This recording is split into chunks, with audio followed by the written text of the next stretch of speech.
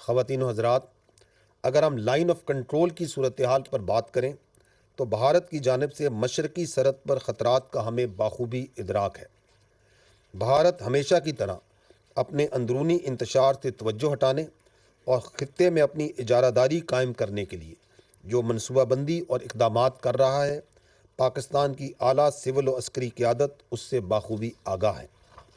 رواں سال میں اب تک متعدد مرتبہ بھارت کی جانب سے چھوٹی سطح پر مختلف سیز فائر کی خلاف ورزیاں کی گئیں، جس میں 25 ceasefire violations, 564 speculative fire, 61 airspace violations, جبکہ 181 ٹیکٹیکل ایئر وائلیشنز کے واقعات شامل ہیں۔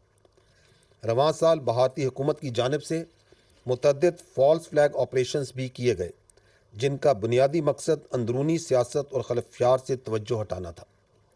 حیران کن طور پر تمام فالس فلیگ آپریشنز کی اطلاع را سے جڑے جعلی سوشل میڈیا پروپیگنڈے کے ذریعے دی جاتی رہی۔ پاکستان کی فوج لائن آف کنٹرول پر کسی بھی قسم کی بھارتی جارحیت کے منہ توڑ جواب دینے کی بھرپور صلاحیت رکھتی ہے۔ یہ بات بھی طے ہے کہ ہم ہر قیمت پر اپنی سالمیت اور خود مختاری کے دفاع کے لیے ہمہ وقت ہر قربانی دینے کے لیے تیار ہیں۔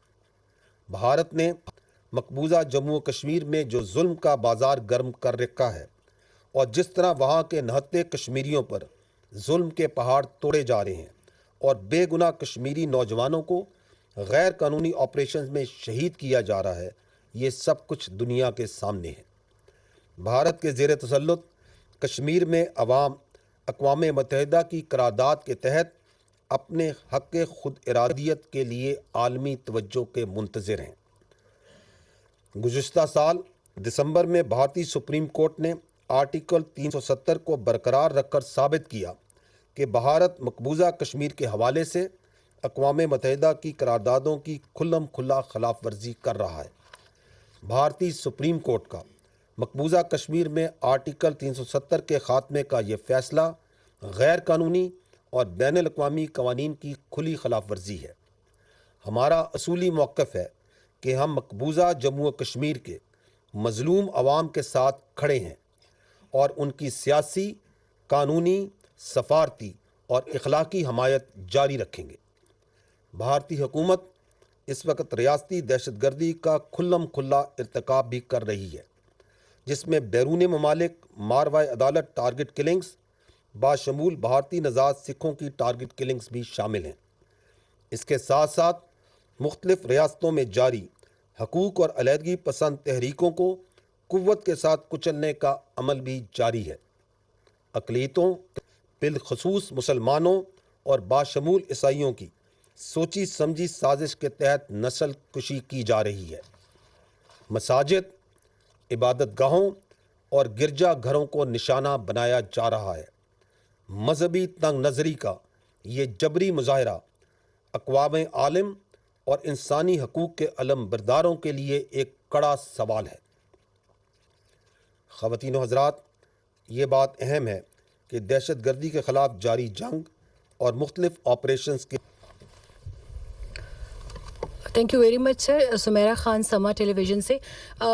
جل صاحب، آپ نے ابھی بریف میں بھی ذکر کیا انٹیلیجنس بیسڈ آپریشنس کا، اٹس اے ہیوج نمبر۔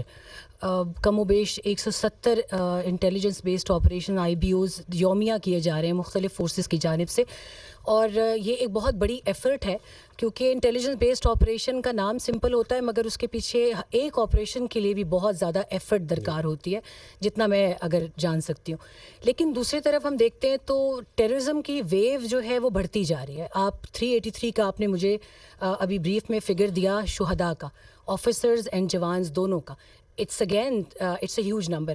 تو کیا ہم یہ سمجھیں کہ یہ IBOs بے اثر ہیں، یا ہم جو ایفرٹس کر رہے ہیں ان کا کوئی فائدہ نہیں ہے؟ ابھی ہم نے افغانستان میں بھی ایک اسٹرائک کے حوالے سے دیکھا، we have been targeting TTP hideouts, جو خوارجیوں کو اکراس دا بارڈر بھی ہمیں اگر ٹارگیٹ کرنا پڑ رہا ہے تو ہم کر رہے ہیں۔ لیکن اس سارے مومنٹم کا اگر میں رزلٹ آپ سے پوچھنا چاہوں تو ٹیررزم کی ویو پاکستان میں آن دا رائز ہے، how you would go about this? دیکھیں،